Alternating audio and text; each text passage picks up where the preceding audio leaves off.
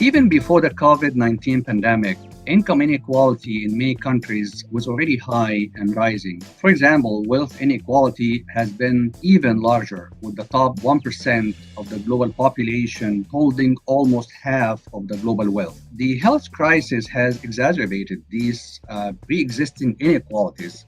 So these large and growing inequalities can lead to social unrest, undermining trust in government, for example, and can have adverse consequences for the post-pandemic economic recovery. There are basically two important ways in which taxation can address inequality. The first is by raising additional revenue that the government can use for spending, and then that spending can support the poor, such as spending on healthcare, on education, or on all sorts of social transfers to people.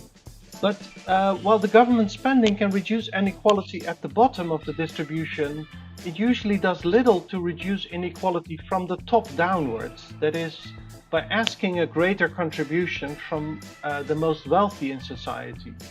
The most straightforward way to tax high incomes is through the progressive personal income tax.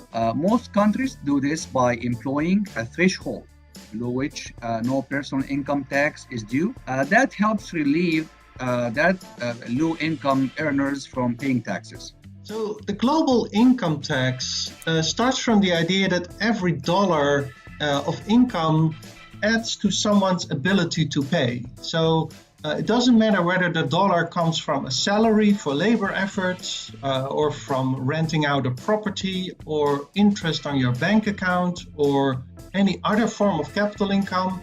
It's basically all income is added, and then the sum is called global income. And the global income tax then applies the progressive rate structure to that global income.